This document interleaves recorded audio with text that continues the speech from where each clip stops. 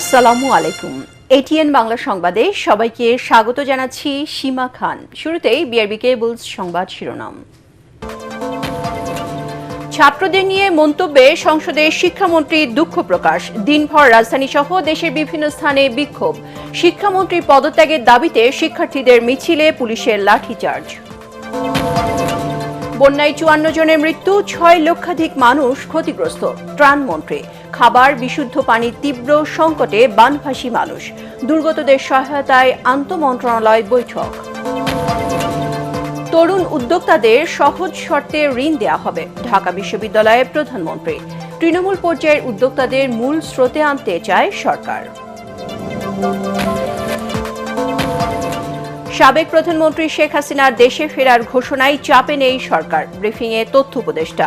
বিচার ব্যবস্থায় স্বচ্ছতা নিশ্চিতের আশ্বাস। শুনছিলেন বিআরবি কেবলস সংবাদ শিরোনাম। এবারে জানাবো বিস্তারিত। শিক্ষার্থীদের নিয়ে মন্তব্যে দুঃখ প্রকাশ করেছেন শিক্ষামন্ত্রী আ.ন.ম এহসানুল হক মিলন। তিনি বলেন, উদ্দেশ্য প্রণোদিতভাবে কাউকে কিছু বলেননি তিনি। তারপরও কেউ ব্যথিত হলে সেজন্য দুঃখ প্রকাশ করেন। জাতীয় সংসদে মন্ত্রী বলেন, আবহাওয়া অনুকূলে থাকা সাপেক্ষে এইচএসসি পরীক্ষা চালিয়ে নেওয়ার সিদ্ধান্ত ছিল। এ সময় ১৩ জুলাইয়ের পরীক্ষা ফের নেওয়া হতে পারে বলে জানান তিনি। এদিন সংসদে বিরোধী দলীয় নেতার জুলাই স্মৃতি জাদুঘর খুলে দেওয়ার আহ্বানের প্রেক্ষিতে স্বরাষ্ট্রমন্ত্রী জানান, ৫ আগস্ট এটি উদ্বোধন করবেন প্রধানমন্ত্রী। সাজ্জাদ জাহানের রিপোর্ট। টানা বৃষ্টি ও জলাবদ্ধতার কারণে দেশের দক্ষিণাঞ্চল সহ বিভিন্ন স্থান এখন বন্যার পানিতে প্লাবিত। ৩ পার্বত্য জেলা সহ চট্টগ্রামের স্কুল কলেজ সহ অনেক ঘরবাড়ি তলিয়ে গেছে পানির নিচে। বৈরী আবহাওয়ার কারণে স্থগিত করা হয় চট্টগ্রাম বোর্ডের এইচএসসি ও সমমানের পরীক্ষা। তবে কয়েকদিনের টানা বর্ষণে সারা দেশে এইচএসসি পরীক্ষা চলমান রাখায় বিপাকে পড়ে শিক্ষার্থীরা। বেশ কিছু এলাকায় জলাবদ্ধতা পেরিয়ে পরীক্ষা কেন্দ্রে যেতে হয় পরীক্ষার্থীদের। এই অবস্থায় পরীক্ষা স্থগিত না করায় ক্ষোভ প্রকাশ করেন শিক্ষার্থী ও অভিভাবকরা। মঙ্গলবার সংসদে আলোচনার কেন্দ্র হয়ে ওঠে এই প্রসঙ্গ। প্রশ্ন উত্তর পর্বে প্রতিকূল পরিবেশে পরীক্ষা নেয়ার বিষয়টি খোলাসা করেন শিক্ষামন্ত্রী। বিকেল ৫টা পর্যন্ত আমরা বসে থেকে সিদ্ধান্ত নিলাম যে সকলেই বলল যে ওয়েদার ভালো হবে, সেই জন্য পরীক্ষা রেখেছি। তারপরও শিক্ষার্থীদের নিয়ে মন্তব্যে দুঃখ প্রকাশ করেন শিক্ষামন্ত্রী এহসানুল হক মিলন এবং শিক্ষার্থীদের পড়ার টেবিলে ফেরার আহ্বান জানান তিনি। আমরা ভেবেচিন্তে দেখেছি যে চিরাং বোর্ডের পরীক্ষা আরেকটি প্রশ্নপত্রের সেটে যখন আমরা নিতে যাব, ফিজিক্স সেকেন্ড পেপার, যুক্তিবিদ্যা এবং হিসাব বিজ্ঞান, সেই সময়ে আমরা এই পরীক্ষাটি পুনরায় নেওয়ার ব্যবস্থা করতে পারবো ইনশাআল্লাহ। তাছাড়া আমার ব্যক্তিগত মন্তব্য, সেটি নিয়ে অনেকেই আপত্তি করেছেন। সেই ব্যাপারে বলতে চাই, আমি কাউকে উদ্দেশ্য প্রণোদিতভাবে কিছু বলি নাই। যদি কেউ আহত হয়ে থাকে, সিম্পলি আমি দুঃখ প্রকাশ করছি। এদিন সংসদে বিরোধী দলীয় নেতা জামায়াত আমির ডাক্তার শফিকুর রহমান জুলাইয়ের আদর্শ ধারণ করে সবাইকে ঐক্যবদ্ধ থাকার আহ্বান জানান। যাদের কারণে আজকের এই সংসদ, তাদের প্রতি আমাদের অবশ্যই দায়বদ্ধতা রয়েছে। এ দায় পরিশোধ করতেই হবে, এর কোনো বিকল্প নেই। কার্যবিধিতে অংশ নিয়ে স্বরাষ্ট্রমন্ত্রী বলেন, আগামী ৫ আগস্ট প্রধানমন্ত্রী তারেক রহমান জুলাই স্মৃতি জাদুঘর সর্বসাধারণের জন্য উদ্বোধন করবেন। ভবিষ্যতের সকল সরকার যাতে শিক্ষা নেয়, কোনোদিন যাতে ফেসিবাদী আচরণ করার সাহস না পায়, সেইভাবে আমরা জুলাইকে ধারণ করবো। মাননীয় স্পিকার, সাজ্জাদ জাহান, এটিএন বাংলা, ঢাকা। কোন মিডিয়াকে আমরা বন্যায় সারা দেশে এখন পর্যন্ত মারা গেছেন ৫৪ জন। তাদের বেশিরভাগই পাহাড় ধসে বলে জানালেন দুর্যোগ ব্যবস্থাপনা ও ত্রাণমন্ত্রী আসাদুল হাবিব দুলু। তিনি জানান, বন্যা আক্রান্ত ৮ জেলায় পানিবন্দী হয়েছেন ৬ লাখের বেশি মানুষ। বন্যা মোকাবেলা ও দুর্গতদের সব ধরনের সহায়তায় আন্তঃমন্ত্রণালয় বৈঠক শেষে তিনি এসব কথা বলেন। সুযোগ পেলে প্রধানমন্ত্রী বন্যা দুর্গত এলাকায় যাবেন বলেও জানান স্বাস্থ্যমন্ত্রী। রিপোর্টে জানাচ্ছেন মাহবুব কবির চপল। বলা হয় পানির অপর নাম জীবন, আবার সেই পানিতেই হচ্ছে মরণ। ভেসে যাচ্ছে লাশ, বানের পানি বিস্তীর্ণ এলাকা করেছে গ্রাস।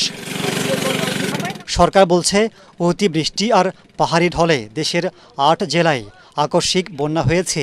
এতে পানিবন্দী হয়ে পড়েছেন ৬ লাখের বেশি মানুষ, মারা গেছেন ৫৪ জন। পাহাড় ধসে বেশি মৃত্যু হয় সেখানকার বসতি সরিয়ে নেয়ার কথা জানান দুর্যোগ মন্ত্রী। এখানে মৃত্যুবরণ হয়েছে 54 জন, তার বেশিরভাগে পাহাড়ি ধসের মধ্যে মৃত্যুবরণ করেছে। আমরা একটা জিনিস চিন্তা ভাবনা করতেছি ভবিষ্যতে যাতে পাহাড়ের পাদদেশে এবং পাহাড়ে যারা বসবাস করে তাদেরকে আমরা সমতল ভূমিতে তাদের আবাসস্থল করে দিয়ে তাদের উদ্বুদ্ধ করে এখানে নিয়ে আসা যাতে এই মৃত্যুর সংখ্যাটা কমে যায়। বন্যা মোকাবেলা, আক্রান্ত মানুষের ত্রাণ, চিকিৎসা সহ সব ধরনের ব্যবস্থা নিতে সচিবালয়ে বৈঠকে বসেন বিভিন্ন মন্ত্রণালয়ের মন্ত্রীরা। পানি নেমে গেলে পুনর্বাসন, রাস্তাঘাট মেরামত, কৃষকদের সহায়তা, গবাদি পশুর সুরক্ষা সহ বিভিন্ন পদক্ষেপ নেওয়া হবে বলে জানান তারা। প্রয়োজনে প্রধানমন্ত্রী বন্যার্ত এলাকা পরিদর্শন করবেন বলে জানান স্বাস্থ্যমন্ত্রী। আমরা জিনিসটাকে সুন্দরভাবে মোকাবেলা করেছি। That credit goes to our leader, hour honourable prime minister. উনি যাবেন কিনা যদি সুযোগ হয় যাবেন, বাট ওনার যাওয়ার সাথে আমাদের কর্মের কোনো সম্পর্ক নেই। আমরা কর্ম করে যাচ্ছি। ক্ষতিগ্রস্ত পরিবারগুলোকে পুনর্বাসনের জন্য যেগুলো রাস্তাঘাট ক্ষতিগ্রস্ত হয়েছে, সড়ক জনপথ, তারা সেটা মেরামত করবে অল্প সময়ের মধ্যে। সব ধরনের কৃষক এবং মৎস্যজীবী যারা আছে, অনেকেই আপনারা জানেন মাছের চাষ করে। এই মাছের চাষ হঠাৎ করে বন্যার পানি এসে তাদের কোনো প্রস্তুতি ছিল না। ওইগুলিও আমরা নতুন করে লিস্ট তৈরি করছি, কে কতটুকু ক্ষতিগ্রস্ত হচ্ছে। সরকারের পক্ষ থেকে চেষ্টা করা হচ্ছে ওই ক্ষতিগ্রস্তদেরকে সহযোগিতা করার জন্য। বন্যা নিয়ে কোথাও কোথাও গুজব ছড়ানো হচ্ছে বলে জানান দুর্যোগ ব্যবস্থাপনা ও ত্রাণ মন্ত্রী। মহিলা গর্ভবতী অবস্থায় গাছের ডালের মধ্যে আশ্রয় নিয়েছে, পরবর্তীতে এটা ফ্যাক্ট চেকিং করে দেখা গেল যে টাঙ্গুরা হাওরের মধ্যে একটি নাটকের দৃশ্যে এসে অভিনয় করতেছিল। মাহবুব কবির, চপল, ATN বাংলা, ঢাকা। দক্ষিণ চট্টগ্রামে সাতকানিয়া ও বাঁশখালীতে স্মরণকালের ভয়াবহ বন্যায় লণ্ডভণ্ড হাজারো মানুষের স্বপ্ন। পাহাড়ি ঢল আর পানির তোড়ে প্রায় 5 শতাধিক মানুষের মাটির ঘর ভেসে গেছে। অনেক এলাকা এখনও পানির নিচে। আশ্রয় কেন্দ্রগুলো তলিয়ে যাওয়ায় ধর্মীয় প্রতিষ্ঠানে আশ্রয় নিয়েছেন দুর্গতরা। দুর্গম এলাকাগুলোতে এখনও পৌঁছায়নি পর্যাপ্ত ত্রাণ। খাবার ও সুপেয় পানি তীব্র সংকটে বানভাসী মানুষের দীর্ঘশ্বাস ভারী হয়ে উঠছে। রনিতা সেতোলা ছবিতে সাতকানিয়া বাঁশখালীর মানবিক বিপর্যয় নিয়ে চট্টগ্রাম প্রতিনিধি ইরফানুল হকের রিপোর্ট। চারদিকের অথই জলরাশি। স্মরণকালের ভয়াবহ বন্যায় দক্ষিণ চট্টগ্রামের সাতকানিয়া ও বাঁশখালীর মানুষের বুকফাটা আর্তনাদ আর সর্বস্ব হারানোর বেদনা মিশে আছে। পানির মাঝে লুকিয়ে আছে এক একটি পরিবারের স্বপ্নভঙ্গের করুণ কাহিনী। নলুয়া এলাকার রত্না গোস্বামী, বন্যার তীব্র স্রোতে ভেসে গেছে তার একমাত্র সম্বল মাটির ঘর। নিজের ভাঙ্গা ঘরের নিচে বসে এখন শুধু ভাগ্যকে দুষছেন এই অসহায় নারী। 27টা দিন ধরে অনেক বন্যার পানিতে অনেক কষ্ট করতেছি। ছেলে মেয়েদেরকে নিয়ে কোথায় যাবো তাও জানি না। আমাদের ঘর বাড়ি অনেক ভেঙে গেছে। একই এলাকার সমাধরের গল্পটাও আলাদা কিছু নয়। পানির তোড়ে ধসে গেছে তার সাজানো সংসার। শুধু রত্না কিংবা সোমা নন, পাহাড়ি ঢল আর বন্যার এই তাণ্ডবে লণ্ডভণ্ড দক্ষিণ চট্টগ্রামের প্রায় 5 শতাধিক মাটির ঘর। আমাদের ঘর বাড়ি সব ভেঙে যাচ্ছে, অনেকজনে অনাহারে আছে। তবে শুধু ঘর হারানোই নয়, এখানে নেমে এসেছে চরম এক মানবিক বিপর্যয়। তলিয়ে গেছে কবরস্থান থেকে শুরু করে শ্মশান ঘাট। আমাদের এখানে কোনো ত্রাণ সাহায্য সহযোগিতা আসে না কোনো কাজে। অন্যদিকে অনেক সাইক্লোন সেন্টারগুলো পানিতে তলিয়ে যাওয়ায় মাথা গুজার শেষ আশ্রয়স্থল এখন বিভিন্ন ধর্মীয় প্রতিষ্ঠান। ঘরবাড়ি হারিয়ে মানুষ যেখানে ক্ষুধার জ্বালায় কাতর, সেখানে মূল সড়ক তলিয়ে যাওয়ায় পৌঁছাচ্ছে না পর্যাপ্ত পরিমাণ ত্রাণ। নলুয়া ইউনিয়নের তালতলা বা হিন্দুপাড়ার মতো দুর্গম এলাকায় গত 5 থেকে 6 দিন মিলেছে মাত্র একবেলার রান্না করা খাবার। বড়রা কষ্ট সহ্য করলেও শিশু, বয়স্ক, গবাদি পশুর অবস্থা আরো বেশি নাজুক। ছেলে মেয়ে নিয়ে কোথায় যাবো, কোথায় করবো? পানি বন্ধ হয়ে আছে আর বিদ্যুৎ তো নাই, আর এখানে ত্রাণ সামগ্রীও আসে না একেবারে। গত দুদিনে বৃষ্টি কিছুটা কমলেও কমেনি ভোগান্তি। সাগরের লোনা জোয়ারের পানি নতুন করে শঙ্কা বাড়াচ্ছে উপকূলের এই বানবাসী মানুষের মনে। লোনা পানি আর ক্ষুধার জ্বালায় বিপন্ন মানুষের কান্নায় দিন দিন ভারী হয়ে উঠছে এখানকার বাতাস। 6 থেকে 7 দিন সম্পূর্ণ বিদ্যুৎ বিচ্ছিন্ন থাকার পাশাপাশি পানিবন্দী এই অঞ্চলের হাজারো মানুষ। তাই তো অনেকটা বাধ্য হয়ে ধর্মীয় প্রতিষ্ঠানকে সাইক্লোন সেন্টার হিসেবে ব্যবহার করছেন এখানকার স্থানীয় বাসিন্দারা। তারা বলছেন, দ্রুত ত্রাণ, চিকিৎসা সেবা এবং পুনর্বাসনের ব্যবস্থা না করলে মহামানবিক বিপর্যয়ের পাশাপাশি অসংখ্য মানুষের প্রাণহানি হওয়ার শঙ্কা রয়েছে। ইরফানুল হক, এটিএন বাংলা, চট্টগ্রাম। সিলেট, সুনামগঞ্জ ও নেত্রকোনার বিভিন্ন নদীর পানি বিপদসীমার 4 থেকে 25 সেন্টিমিটার ওপর দিয়ে প্রবাহিত হচ্ছে। নওগাঁ, হবিগঞ্জ, লালমনিরহাট, রাঙামাটি ও খাগড়াছড়ি বন্যার পানি নামলেও দৃশ্যমান হচ্ছে ক্ষয়ক্ষতি। এদিকে আগামী 72 ঘণ্টায় দেশের কোথাও নতুন করে প্লাবিত হওয়ার আশঙ্কা নেই বলে জানিয়েছে পানি উন্নয়ন বোর্ড।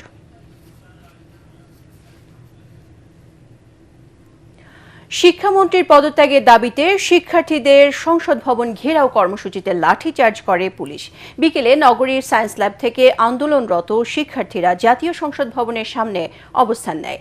এ সময় তাদের ছত্রভঙ্গ করে দেয় আইনশৃঙ্খলা বাহিনী। এতে বেশ কয়েকজন শিক্ষার্থী আহত হয়।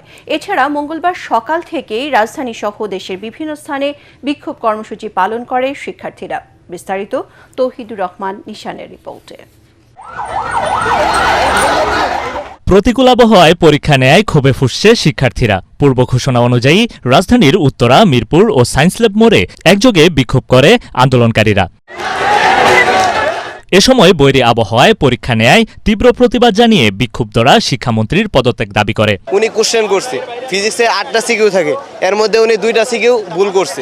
উনি আইআইটির ম্যাথ দিয়ে দিছে, বাট ওই ম্যাথটা দিছে ভুল। আমাদের মূলত বলা হয়েছে ফার্মের মুরগি, কিন্তু আমি তাদের বলতে চাই যে আমাদের মতো ফার্মের মুরগির জন্য আজকে তারা স্বাধীন হয়েছে, তারা মন্ত্রিসভা যেতে পারছে। উনি শারীরিক মানসিকভাবে কোনোভাবেই সুস্থ না। ওনার পদত্যাগ চাইতেছি। উনি যা করছে উনি আইসা আমাদের কাছে সরি বলুক। এমন পরিস্থিতিতে আন্দোলনরত শিক্ষার্থীদের সাথে আলোচনা করতে আসেন ছাত্রদলের সাধারণ সম্পাদক নাসির উদ্দিন নাসির। তিনি শিক্ষার্থীদের ঢাকা বিশ্ববিদ্যালয় ত্যাগ করতে বললে ক্ষুব্ধ হয়ে ওঠে তারা। এই বিষয়ে তারা মন্ত্রণালয়ের সাথে কথা বলতে পারে, প্রতিনিধি নির্বাচন করুক, আমরা তাদেরকে নিয়ে যাব। কেউ যেন পিছন থেকে কোনো উদ্দেশ্য হাসিল না করতে পারে, সেই জন্য তাদেরকে আমরা সতর্ক করেছি। আমরা চাইবো যে তারা যেন তাদের দলের স্বার্থে আমাদের ক্যারিয়ারের উপর আমাদের ক্যারিয়ারটা ধ্বংস না করে। আমরা মানসিকভাবে অশান্তিতে আছি, এখন যদি এই মানসিক অশান্তির কারণে আমরা যদি সুইসাইড করি বা আমরা আত্মহত্যা করি, আমাদের এই যে দায়ভারটাকে আমাদের রাষ্ট্র নেবে। পরে সেখান থেকে অবস্থান বদলে আবারও সায়েন্স ল্যাব মোড়ে এসে সড়ক আটকে বিক্ষোভ করে তারা। এরপর বিকেলের দিকে শিক্ষার্থীরা জাতীয় সংসদ অভিমুখে যাত্রা শুরু করে। সংসদ ভবনের মূল ফটকের সামনে রাস্তা বন্ধ করে অবস্থান নেন অনেকেই। এক পর্যায়ে তাদের ছত্রভঙ্গ করতে লাঠিচার্জ করে পুলিশ। আহত হন বেশ কয়েকজন শিক্ষার্থী। পুলিশের এমন হামলায় নিন্দা জানায় ক্ষুব্ধ শিক্ষার্থীরা। এভাবে মানুষকে লাঠিচার্জ করা হয়, তাহলে ফোনের এই অবস্থা, তাহলে আমাদের কি অবস্থা হতে পারে? ওরা আমাদের উপর হচ্ছে গিয়ে লাঠিচার্জ করছে, অনেকে হচ্ছে আহত হয়েছে, অনেক বাজেভাবে আহত হয়েছে, ব্যান্ডেজ করে ধরে অনেকে মাত্র আসছে। উনি বাইরে বলতেছে যে লাঠিচার্জ করে স্টুডেন্টদের ঠেকা হয় না, এটা কোনো শিক্ষিত শিক্ষামন্ত্রীর কোনো ইয়া হইতে পারে না। অন্যদিকে শিক্ষামন্ত্রীর পদত্যাগ সহ 3 দফা দাবিতে কুমিল্লা, বরিশাল, সাভার, বগুড়া, কুড়িগ্রাম সহ দেশের বিভিন্ন স্থানে সড়ক অবরোধ করে বিক্ষোভ করেছে আন্দোলনরত এইচএসসি শিক্ষার্থীরা। তৌহিদুর রহমান নিশান, এটিএন বাংলা, ঢাকা। তরুণ উদ্যোক্তাদের পাশে আছে সরকার। তাদের সব ধরনের সহায়তার মাধ্যমে পথ দেখানো হবে বলে জানিয়েছেন প্রধানমন্ত্রী তারেক রহমান। ঢাকা বিশ্ববিদ্যালয়ের সিনেট ভবনে তারুণ্য, স্টার্টআপ ও সম্ভাবনার বাংলাদেশ কর্মসূচির উদ্বোধনী অনুষ্ঠানে তিনি একথা জানান। তরুণদের উদ্যোক্তা হিসেবে গড়ে তুলতে সরকার 5 লাখ থেকে 5 কোটি টাকা পর্যন্ত সহজ শর্তে ঋণ দিচ্ছে জানিয়ে প্রধানমন্ত্রী বলেন, তৃণমূল পর্যায়ের উদ্যোক্তাদের মূল স্রোতে আনতে চায় সরকার। নিজের অভিজ্ঞতার কথা জানাতে গিয়ে প্রধানমন্ত্রী আরও বলেন, আজকের অবস্থানে পৌঁছাতে তাকে কঠিন মানসিক, শারীরিক নির্যাতন ও ধৈর্যের পরীক্ষার মধ্যে দিয়ে যেতে হয়েছে। বিস্তারিত জানাচ্ছেন মইনুল আহসান।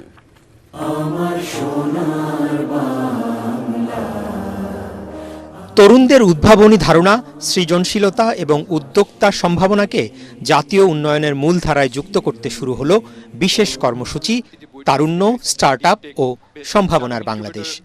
ঢাকা বিশ্ববিদ্যালয়ের সিনেট ভবনে শিক্ষার্থী, তরুণ উদ্যোক্তাদের উপস্থিতিতে এর উদ্বোধন করেন প্রধানমন্ত্রী তারেক রহমান। উদ্ভাবন একটি স্টার্টআপ, এভাবেই হাজারো স্বপ্ন, সাহস আর উদ্ভাবনের শক্তিতে গড়ে উঠছে আগামীর বাংলাদেশ। অনুষ্ঠানে কয়েকজন সফল উদ্যোক্তা তাদের অভিজ্ঞতার কথা তুলে ধরেন।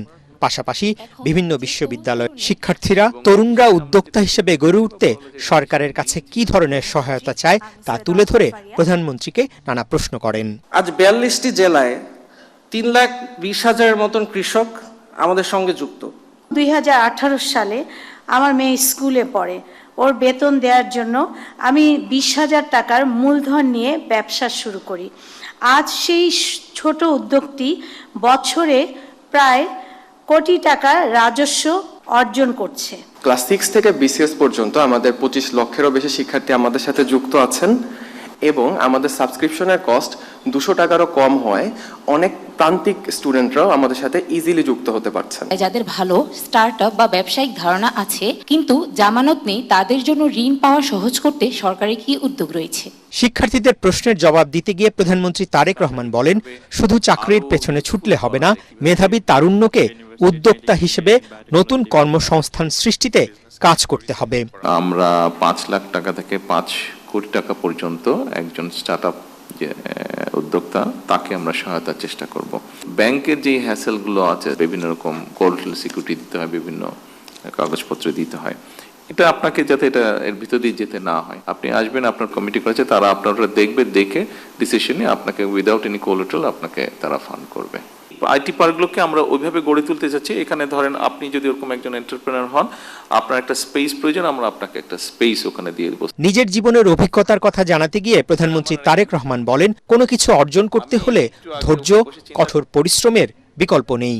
আমি গিয়েছি মানসিক নির্যাতন, আমি গিয়েছি শারীরিক নির্যাতন, বিভিন্ন রকম হিউমিলেশন, বিভিন্ন রকম ফিজিক্যাল টর্চার, বিভিন্ন রকম যন্ত্রণার মধ্যে দিয়ে আমি গিয়েছি।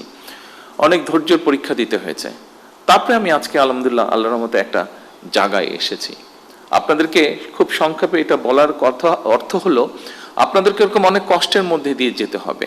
সরকার স্টার্টআপ বা যে কোনো সম্ভাবনাময় উদ্যোগকে এগিয়ে নিতে সব ধরনের সহায়তা নিয়ে পাশে থাকবে বলে জানান প্রধানমন্ত্রী।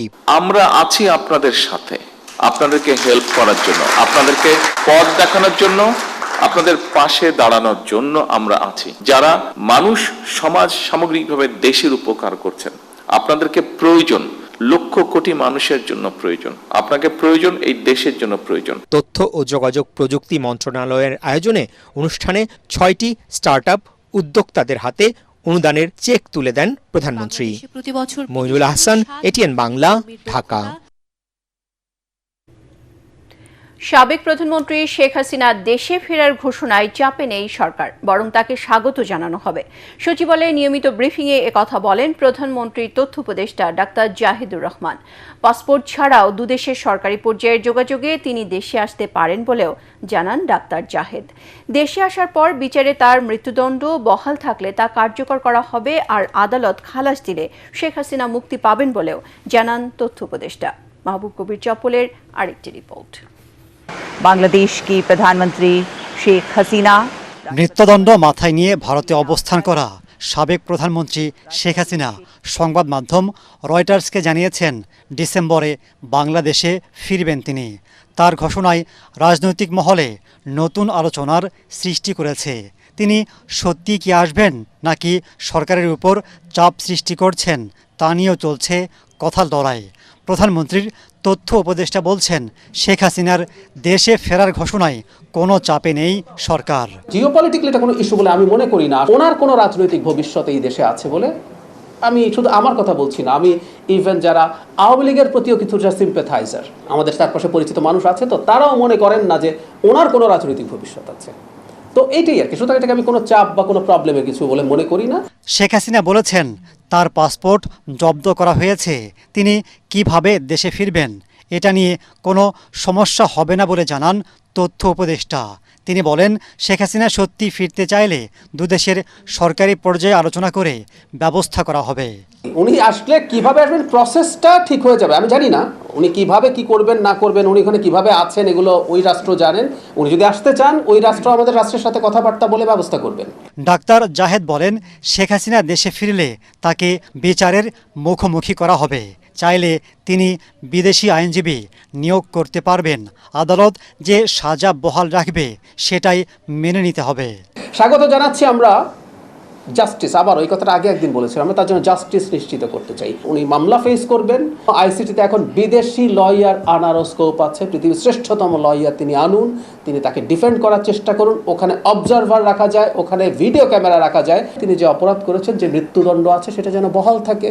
বহাল থাকলে সেই মৃত্যুদণ্ড কার্যকর হবে, সেটাও জনগণ দেখতে চায়। আদালত যদি শেষ পর্যন্ত তাকে অন্য কোনো শাস্তি দেয় অথবা তাকে খালাস দেয়, সেটাও হবে। আন্তর্জাতিক অপরাধ ট্রাইব্যুনালের নিষেধাজ্ঞা থাকায় মূলধারার গণমাধ্যমে শেখ হাসিনার বক্তব্য প্রচার করা আইনের লঙ্ঘন বলেও জানান প্রধানমন্ত্রীর তথ্য উপদেষ্টা।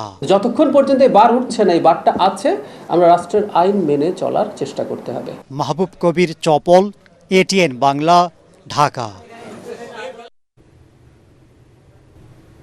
রক্তাক্ত জুলাই গণঅভ্যুত্থানের সূত্রপাত হয় 2024 সালের 14 জুলাই। তৎকালীন প্রধানমন্ত্রী শেখ হাসিনার বিতর্কিত এক বক্তব্যের কয়েক ঘন্টার মধ্যেই বিক্ষুব্ধ হয়ে ওঠে ঢাকা বিশ্ববিদ্যালয়ের শিক্ষার্থীরা। আওয়ামী লীগ সরকারের দুঃশাসনের প্রতিবাদ করতে শিক্ষার্থীরা সেদিন হল থেকে বেরিয়ে আসেন। তাদের দুঃসাহসিক ভূমিকায় কোটা সংস্কার আন্দোলন রূপ নেয় বিপ্লবে। জুলাই বিপ্লবের সম্মুখ সারির যোদ্ধা আসিফ মাহমুদ সজীব ভুইয়া এটিএন বাংলাকে বলেন, এদিনই স্বৈরাচারের বিরুদ্ধে কথা বলতে না পারার ভয় কেটে যায় গণমানুষের মনে। জুলাইয়ের সেই উত্তপ্ত দিন নিয়ে রিপোর্ট করছেন মুশফিকুর রহমান।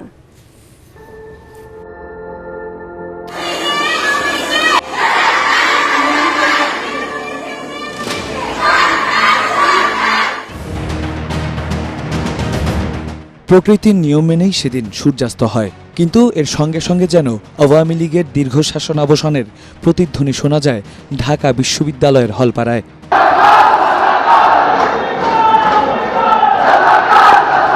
14 জুলাই বিকেল 4:45 শিক্ষার্থীদের দাবি তোয়াক্কা না করে গণভবনে সংবাদ সম্মেলনে শেখ হাসিনা দেন এই বিতর্কিত বক্তব্য। মুক্তিযুদ্ধের সন্তান নাতিপুতিরা কেউ মেধাবী না, যত রাজাকারের বাচ্চারা নাতিপুতি হলো মেধাবী, তাই না?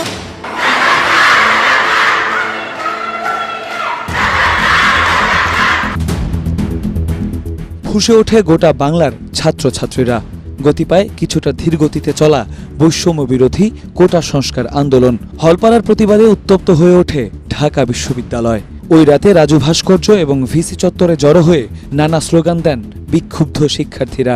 ওই দিন থেকেই আস্তে আস্তে একটা সরকার বিরোধী সেন্টিমেন্ট গ্রো করা শুরু করে। সেদিন আমাদের আলটিমেটাম চলা অবস্থাতেই শেখ হাসিনা একটা মন্তব্য করলেন এবং তিনি আন্দোলনকারীদের রাজাকারের নাতিপুতিদের সাথে তুলনা করলেন। তো এরপরে খুব অর্গানিকভাবেই ছেলেদের হলগুলো থেকে মেয়েদের হলগুলো থেকে সবাই বের হয়ে আসে। ওই দিনটাতেই আপনার এই যে ফ্যাসিবাদের সবচেয়ে বড় আইকন শেখ হাসিনা, তার বক্তব্যের সাথে সাথে তার বিরোধিতা করা, রাজপথে নেমে আসা এবং স্লোগান দেয়া এবং এই যে ফ্যাসিবাদের মোরালটাকে ভেঙে দেয়া এবং তার বিরুদ্ধে যে কেউ কথা বলতে পারে না, এই যে এক ধরনের মনস্তাত্ত্বিক ভয় ছিল, এই ভয়টা ভেঙে যাওয়াটা ওই দিনটা গুরুত্বপূর্ণ। যারা রাজাকারদের পক্ষে তোষণ করে চাকরিতে যাওয়ার যোগ্যতা তাদের থাকে। ছাত্রলীগের হুমকি তোয়াক্কা না করেই কুয়েত মৈত্রী হল, ফজিলাতুন্নেসা হল, বেগম রোকেয়া হল এবং শামসুন্নাহার হলের ছাত্রীরা যোগ দিলে আন্দোলনে নতুন মাত্রা যোগ হয়। আমাদের ইয়ে ছিল যে হল থেকে স্টুডেন্টদেরকে বের করে আনবো। তো আমরা গিয়ে দেখি যে ছাত্রলীগের নেতারা হলের গেটের সামনে দাঁড়িয়ে আছে এবং স্টুডেন্টরা গেটের ভিতরে আছে। তারা বের হওয়ার অপেক্ষা করতেছে, বাট মাঝখানে ছাত্রলীগের নেতারা দাঁড়িয়ে আছে। এক পর্যায়ে আমার উপর হামলা করে, আমাকে আহত করে, যে এখনো দাগ আছে কিছু। রাত প্রায় 1:30-2টা পর্যন্ত রাজু ভাস্কর্যের পাদদেশে ছাত্রছাত্রীরা অবস্থান নেয় এবং স্লোগান দেয়। এত বড় ম্যাসিভভাবে স্টুডেন্টরা নেমে আসাটা এবং সবার অ্যাপ্রোচটা খুব একটা শান্তিপূর্ণ ছিল না আর কি। ক্যাম্পাসের ছাত্রলীগের একটা অংশ ভয়ে হল ছেড়ে দেয় সেদিন রাতে। কোটা সংস্কার আন্দোলন রূপ নিতে শুরু করে জুলাই বিপ্লবে। সেই রাতে ঢাকা ছাড়াও রাজশাহী বিশ্ববিদ্যালয়, সিলেট সহ দেশের বিভিন্ন প্রতিষ্ঠানে বিক্ষোভ মিছিল করে শিক্ষার্থীরা। ঢাকা বিশ্ববিদ্যালয় থেকে আন্দোলন ছড়িয়ে পড়ে গণমানুষের মাঝে। শেখ হাসিনা সরকারের একের পর এক ভুল সিদ্ধান্তে পতনের ক্ষণ গণনা শুরু হয় আওয়ামী লীগের। মুশফিকুর রহমান, এটিএন বাংলা, ঢাকা। গাজীপুরের শ্রীপুরে সন্তানের সামনে স্ত্রীকে ছুরিকাঘাতে হত্যার মামলার প্রধান আসামি স্বামী সাইদুল ইসলামকে গ্রেপ্তার করেছে র্যাব। রাজধানী কারওয়ান বাজারে মিডিয়া সেন্টারে ব্রিফিংয়ে র্যাব 1-এর অধিনায়ক নিয়ামুল হালিম চৌধুরী জানান, হত্যাকাণ্ডে 24 ঘণ্টার মধ্যে ভোগড়া বাইপাস এলাকা থেকে সাইদুল ইসলামকে গ্রেপ্তার করা হয়। মাদকের টাকা দিতে অস্বীকার করায় 2 সন্তানের সামনে স্ত্রী নাসিমা আক্তারকে হত্যার কথা স্বীকার করেছে সাইদুল। 47 কোটি টাকা আত্মসাৎ ও অর্থ পাচারের অভিযোগে 2 ব্যবসায়ী তাজওয়ার ফিরোজ হক ও শারেক ফাহিম হকের বিরুদ্ধে অনুসন্ধান শুরু করেছে দুদক। দুর্নীতি দমন কমিশন থেকে পাঠানো এক বিজ্ঞপ্তিতে এ তথ্য জানানো হয়। তাদের বিরুদ্ধে বাংলাদেশ ফাইন্যান্সিয়াল ইন্টেলিজেন্স ইউনিট, দুর্নীতি দমন কমিশন এবং পুলিশের অপরাধ তদন্ত বিভাগ সিআইডি একযোগে অনুসন্ধান করছে বলেও জানানো হয়। অর্থ পাচারের রুট এবং বিদেশে থাকা তাদের স্থাবর অস্থাবর সম্পত্তির খোঁজও করছে দুদক। পূবালী ব্যাংক বাণিজ্য সংবাদ।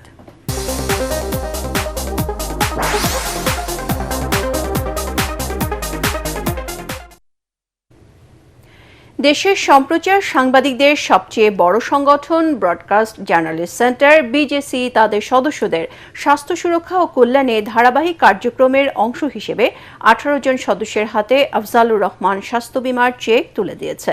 বাংলা মোটরে বিজেসি কার্যালয়ে এক অনুষ্ঠানে সদস্যদের হাতে স্বাস্থ্য বীমার 6,20,464 টাকার চেক তুলে দেন সংগঠনের চেয়ারম্যান ফাহিম আহমেদ।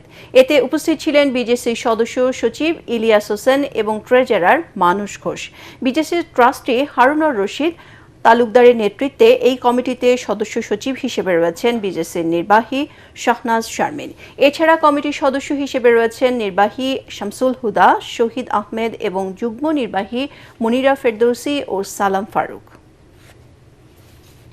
বিশ্ব গভীর সংকটের মধ্য দিয়ে যাচ্ছে বলে মন্তব্য করেছেন আলেম ওলামারা। তারা বলেন, ভূ রাজনীতির পরিবর্তন, অর্থনৈতিক মন্দা, প্রযুক্তির আধিপত্য এবং আদর্শিক সংঘাতে মুসলিম উম্মাহ সবচেয়ে বেশি চ্যালেঞ্জের মুখে। বিশ্বের বিভিন্ন প্রান্তে মুসলিম জনগোষ্ঠীর উপর নিপীড়ন, ইসলাম ভীতির প্রসার এবং অভ্যন্তরীণ কোন্দল ও বিভেদ মুসলিম দেশগুলোকে দুর্বল করে ফেলছে। রাজধানীর সেগুনবাগিচায় ঢাকা রিপোর্টার্স ইউনিটিতে মিলনায়তনে মুসলিম উম্মার ঐক্যের প্রয়োজনীয়তা শীর্ষক আলোচনায় তারা এসব কথা বলেন।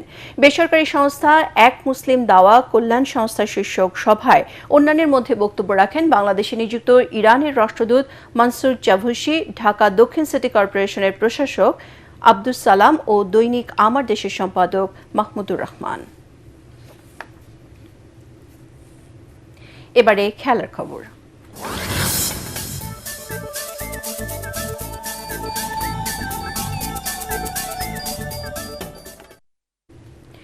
আবারও আন্তর্জাতিক ফুটবলে ফিরে বিশ্বকাপ খেলতে পারেন ব্রাজিল তারকা নেইমার। সম্প্রতি সামাজিক যোগাযোগ মাধ্যমে ভাইরাল হওয়া কৃত্রিম বুদ্ধিমত্তা এআই দিয়ে নির্মিত ভিডিওটি তার ফেরার জোর ইঙ্গিত দিচ্ছে। আবেগঘন সেই ভিডিওতে নেইমারের শৈশব ও ভবিষ্যতের রূপকে মুখোমুখি হতে দেখা যায়। সেখানে শৈশবের নেইমার তাকে 2030 সালে শেষবারের মতো বিশ্বকাপ ট্রফি জয়ের চেষ্টা চালানোর অনুরোধ করে। স্বয়ং নেইমার এই ভিডিওতে ভালোবাসার ইমোজি দিয়ে ইতিবাচক প্রতিক্রিয়া জানিয়েছেন।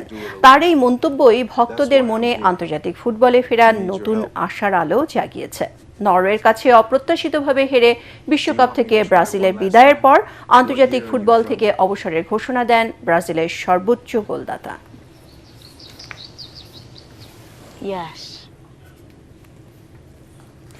সংবাদ শেষ করার আগে বিআরবি কেবল শিরোনামগুলো আরও একবার। ছাত্রদের নিয়ে মন্তব্যে সংসদের শিক্ষামন্ত্রীর দুঃখ প্রকাশ। দিনভর রাজধানী সহ দেশের বিভিন্ন স্থানে বিক্ষোভ। এহসানুল হক মিলনের পদত্যাগের দাবিতে শিক্ষার্থীদের মিছিলে পুলিশের লাঠিচার্জ। বন্যায় 54 জনের মৃত্যু, 6 লক্ষাধিক মানুষ ক্ষতিগ্রস্ত। ত্রাণমন্ত্রী। খাবার, বিশুদ্ধ পানির তীব্র সংকটে বানভাসী মানুষ। দুর্গতদের সহায়তায় আন্তঃমন্ত্রণালয় বৈঠক। তরুণ উদ্যোক্তাদের সহজ শর্তে ঋণ দেওয়া হবে, ঢাকা বিশ্ববিদ্যালয়ের প্রধানমন্ত্রী। তৃণমূল পর্যায়ের উদ্যোক্তাদের মূল স্রোতে আনতে চায় সরকার। সাবেক প্রধানমন্ত্রী শেখ হাসিনার দেশে ফেরার ঘোষণায় চাপে নেই সরকার। ব্রিফিংয়ে তথ্য উপদেষ্টা। বিচার ব্যবস্থায় স্বচ্ছতা নিশ্চিতের আশ্বাস। পরবর্তী সংবাদ দেখার আমন্ত্রণ জানিয়ে এখনকার মতো শেষ করছি। ATN বাংলা সংবাদ ইউটিউবে দেখতে ব্রাউজ করুন youtube/ATN বাংলা নিউজ। ধন্যবাদ সবাইকে।